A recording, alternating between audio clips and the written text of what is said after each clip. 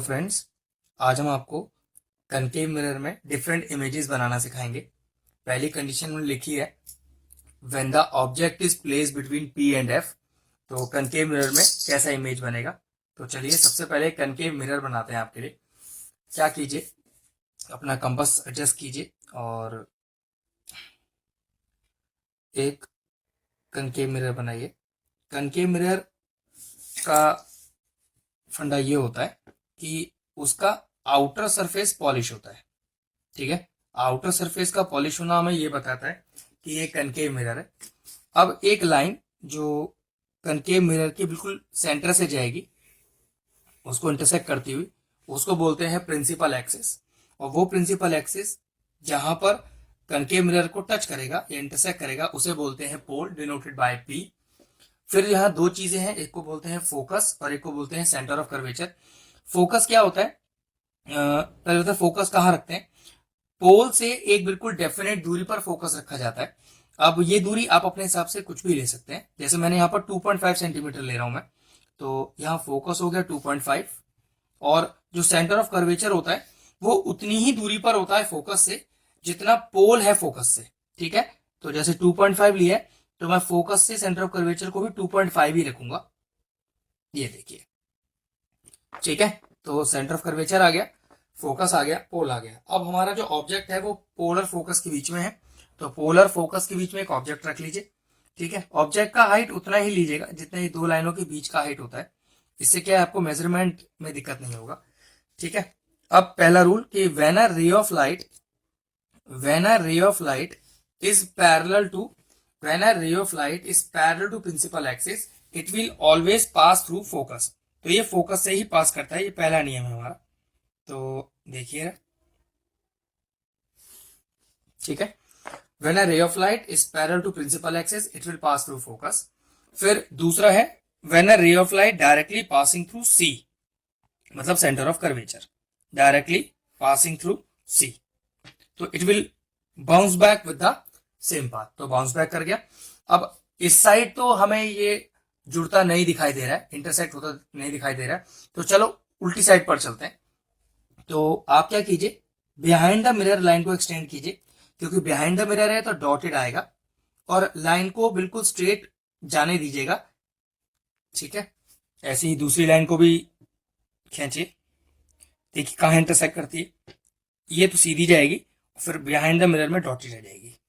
ठीक है, और जैसे कि आपने देखा ये इंटरसेक्ट कर गई यहाँ पर, तो यहाँ पर आपका इमेज बन जाएगा। ठीक है, क्योंकि ऑब्जेक्ट का हाइट ए भी था तो इमेज का हाइट हो गया ए डैश बी डैश।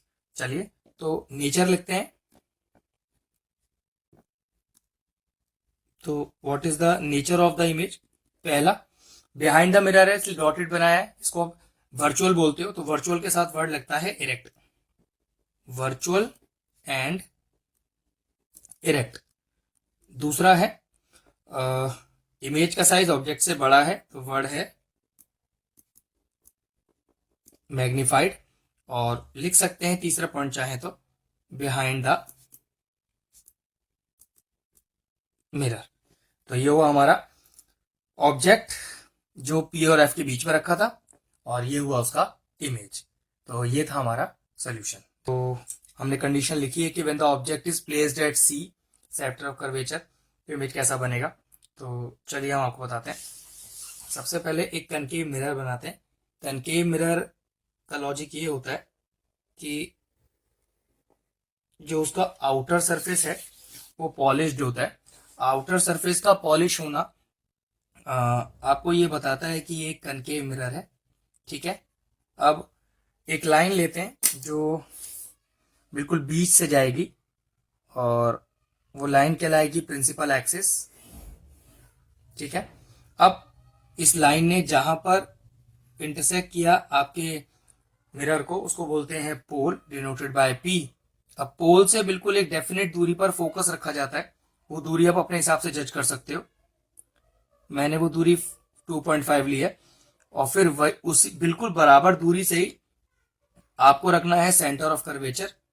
ठीक है, ठीक है, तो अब जैसे दिख रहा है कि the image is the object is placed at C, तो सी पर हमने एक ऑब्जेक्ट बनाया, नाम दिया उसका ए बी।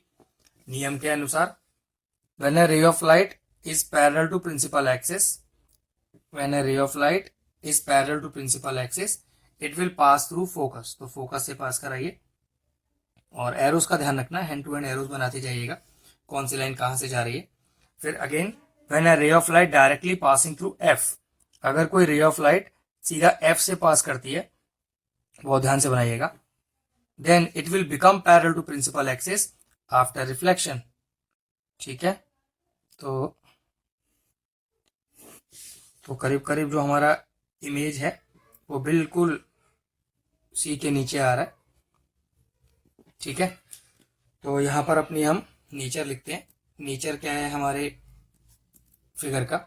सबसे पहले कि नीचे की तरफ बन रही इन्वर्टेड, इन्वर्टेड के साथ वर्ड लगता है real and inverted, same size of the object, same size of object, और इमेज बनेगा एट सी।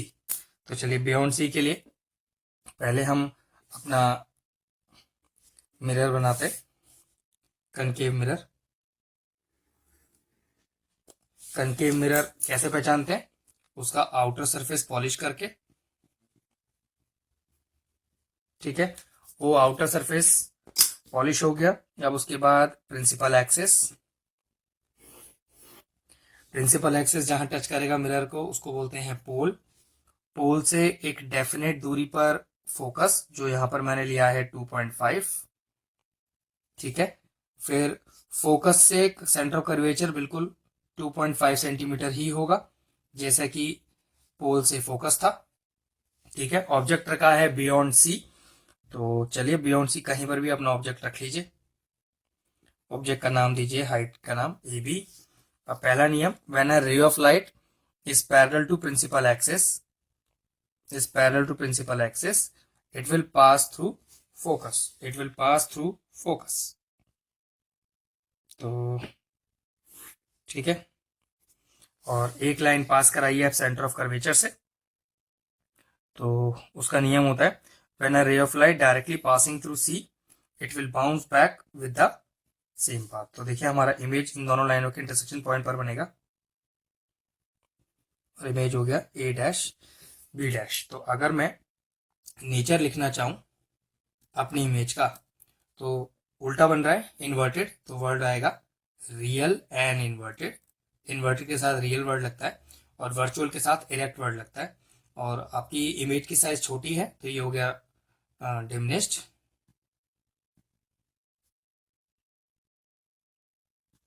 ठीक है, ठीक है, तो ये हमारा इमेज रहा जब ऑब्जेक्ट रखा है बियॉन्ड सी, कि when the object is place between C and F. तो ठीक है, सबसे पहले एक कनकेव मिरर बनाते हैं। अब एक कनकेव मिरर बनाया, अब कैसे पता चला कि ये मिरर कनकेव है? इसका आउटर सरफेस पॉलिश कर दिया जाता है, तो इससे ये पता चलता है कि ये कनकेव मिरर है। ठीक है, फिर एक कनकेव मिरर के बीच में से एक हम लाइन पास कराएंगे, और ये जो लाइन होगी वो होगी प्रिंसिपल एक्सिस। ये प्रिंसिपल एक्सिस जहां टच करेगा मिरर को उसको बोलते हैं पोल। फिर पोल से एक फिक्स दूरी पर रखी जाती है फोकस, जैसे कि मैंने यहाँ पर लिया है 2.5। ठीक है, और यहां से बिल्कुल बराबर दूरी, मतलब 2.5 पर ही रखा जाएगा एक सी, जिसको बोलते हैं सेंटर ऑफ कर्वेचर। हमेशा ध्यान रखिएगा, पी से एफ की दूरी और एफ से सी की दूरी बराबर होती है। पी से एफ की दूरी आपकी मर्जी जितना भी लें, लेकिन सी और एफ की दूरी फिर उतनी ही मान ली जाएगी। आप कंडीशन के हिसाब से, हमारा जो ऑब्जेक्ट है वो सी और एफ के बीच में रखा हुआ है, तो चलिए सी और एफ के बीच में एक ऑब्जेक्ट रख देते हैं। हाइट ले लिया ए बी। तो रूल्स के हिसाब से when a ray of light is parallel to principal axis it will pass through focus. तो चलिए फोकस से पास कराते हैं इसे प्रॉपरली, एकदम सही से के लिखाइएगा। ठीक है, एरोस का भी ध्यान रखिएगा। अब सेंटर ऑफ कर्वेचर से पास कराइए। तो ये देखिए नियम है कि when a ray of light passing through centre of curvature it will bounce back. दोनों लाइनें इंटरसेक्ट होती हमें दिखाई दे रही हैं, बस इसको जोड़ दीजिए। नाम हो गया ए डैश बी डैश। ठीक है, अब मुझे नेचर डालना है। तो नेचर क्या होगा मेरी इमेज का, उल्टी बन रही है इन्वर्टेड, तो वर्ड आएगा रियल एंड इन्वर्टेड। बड़ी इमेज बनी है ऑब्जेक्ट से तो मैग्निफाइड, और लिख सकते हैं जो इमेज बनी है वो बनी है beyond C. When the object when the object is placed at F। ठीक है, तो सबसे पहले एक कनकेव मिरर बनाते हैं। उसके लिए क्या करना है, देखिए कंपास लीजिए, अपने हिसाब से इसे एडजस्ट कीजिए। ठीक है, एक कनकेव मिरर बनाइए। कनकेव मिरर का नियम ये होता है कि इसका आउटर सरफेस पॉलिश होता है। ठीक है, अब एक बिल्कुल बीच में एक लाइन डालिए। ये जो लाइन है जो बीच में से पास करेगी हमारे मिरर को, उसको बोलते हैं प्रिंसिपल एक्सिस। और जो पॉइंट है जिसने इंटरसेक्ट किया है हमारे मिरर को, उसे बोलते हैं पोल, जिसको पी से डिनोट करते हैं। फिर पोल से बिल्कुल फिक्स दूरी पर एक फोकस रखा होता है। ये दूरी आप जितनी चाहे ले सकते हैं। देखिए हमने इसको करीब 1 2 3 सेंटीमीटर लिया, और बिल्कुल उतनी ही दूरी पर हम लेंगे फिर centre of curvature. Centre of curvature denoted by C and focus is denoted by F. तो जैसे कि कंडीशन है कि when the object is placed at F, तो हमने क्या किया, ऑब्जेक्ट को एफ पर रखा। ठीक है, और इस ऑब्जेक्ट का नाम दिया, मैंने इसका नाम दिया ए बी। अब क्या कीजिए, पहला नियम ये है कि एक लाइन जो प्रिंसिपल एक्सिस से पास करे, a line parallel to principal axis, it will pass through focus. तो देखिए वो फोकस से पास करेगी। ठीक है, अब दूसरा नियम है, a line directly passing through C. ठीक है, तो जैसा कि आप देख सकते हैं, will bounce back with the same path, वो बाउंस बैक करेगी। लेकिन जैसा कि भी आप देख सकते हैं, ठीक है, लाइन बिल्कुल पैरेलल है, तो इसकी जो इमेज है वो बनेगी एट इंफिनिटी। तो हमारे पास इस इमेज का नेचर क्या हो गया, नेचर हो गया, क्योंकि इमेज नीचे की तरफ बन रही है तो इन्वर्टेड, और इन्वर्टेड के साथ एक वर्ड लगता है रियल, तो नेचर हो गया रियल एंड इन्वर्टेड। अच्छा, एक चीज और कि जो इमेजेस इंफिनिटी पर बनती हैं वो हमेशा हाईली मैग्नीफाइड होती हैं, हाईली मैग्नीफाइड। और तीसरा इसका लिख सकते हैं एट इंफिनिटी।